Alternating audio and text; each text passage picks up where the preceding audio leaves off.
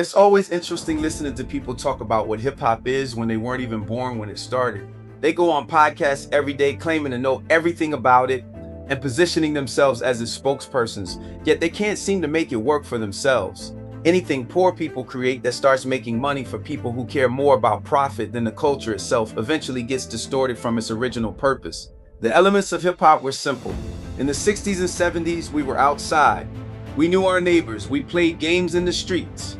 The earliest forms of hip hop were simply people playing music outdoors while young people gathered to dance, talk, laugh, learn, express themselves, and build community.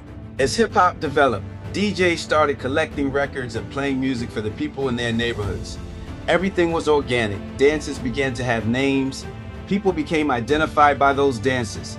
DJs developed styles, and those styles became staples of their communities. Sound systems grew larger and larger, and competition arose for the audiences that came to hear the music. In Philadelphia, battles were often about who had the biggest speakers and who was playing the newest records. That evolved into people talking on microphones while DJs played records. The sophistication of it was incredible. Some DJs could mix cassette tapes as smoothly as others mixed records. The people in the microphone became more and more skilled. Their purpose was simple: manage the emotions of the crowd. They kept people engaged, entertained, and involved. Groups like Sex Machine in Philadelphia would yell things like "Carefree Curl" just to make people laugh. They talked to the audience, energized them, and connected everyone in attendance. That's why they were called masters of ceremony. Outdoor DJs and house party DJs often played records the radio wouldn't touch. The beginning of the decline of hip hop as we knew it started when radio stations began playing hip hop music. What was once exclusive to the streets started entering mainstream radio. At first, people celebrated this. Hip hop had long been viewed as kids' music, and now it was being acknowledged by larger audiences. Radio DJs initially played what was hot in the streets, but as hip hop grew bigger, record companies got involved. They started paying radio stations and DJs to play the music they controlled. Payola became playola. Originally, the music played on the radio reflected what people wanted to hear at block parties and house parties.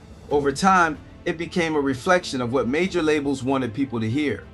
There were still some DJs who played what was truly hot in the streets, even if it came from a small independent label. Some even played cassette recordings from live house parties and block parties because DJs often recorded their entire sets. As hip-hop became bigger and bigger, radio became less of a mirror of the streets and more of a marketing machine. Some songs were great, others weren't hot at all, but they were pushed into heavy rotation and burned into the ears of listeners through repetition. What began as a humble art form slowly transformed into a Frankenstein's monster of marketing, money, and skillfully disguised corruption. In 1985, Philadelphia artists like MC Breeze and Schoolie D fought back. We took our own money and released records the same way major labels did. We pressed vinyl ourselves. The first time many people heard those records wasn't on the radio, it was at bars, block parties, and house parties. The records became so popular that people started calling radio stations demanding to hear them. The stations were forced to play music they weren't being paid to promote. For a brief moment, the streets were winning. These were independently financed records created by artists who own their own labels. They bypassed the traditional payola process completely. You would think radio DJs would have been excited to see young black entrepreneurs competing with major labels. At first, some were, but eventually many became resentful. These artists had made it onto the radio without paying their way in. The demand came directly from the streets. In many cases, artists didn't even bring records to the station. Radio DJs had to send someone to a record store to buy the records because listeners wanted them so badly. Many independent Philadelphia labels followed the blueprint established by artists like MC Breeze and Schoolie D. But eventually, large corporations such as Clear Channel bought up radio stations across the country and eliminated much of the freedom DJs once had. Radio personalities were reduced to playing songs from approved playlists. The pay-to-play system became institutionalized. Independent artists who owned their labels lost momentum because radio was no longer organic. It had become a machine. As more money entered hip-hop, some of the worst elements of the streets entered with it. Drug dealers, violent individuals, and what I call ghetto capitalists began dominating the narrative. The same people who often harmed their own communities were now becoming the faces of the culture.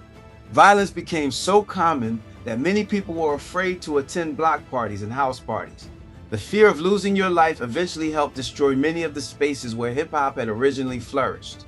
Independent black-owned labels sold themselves to larger corporations. The music became less diverse, love songs became hoe songs, dance records became murder records. Instead of neighborhoods influencing the music, corporations dictated what would be promoted.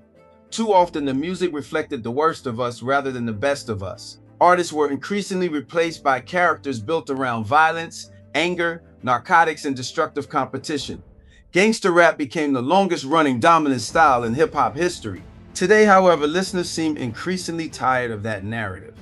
For artists of my generation who have witnessed every stage of hip-hop's evolution, it has been fascinating to watch. It's also been refreshing to see this Frankenstein's monster of commercialization begin to lose some of its power and popularity.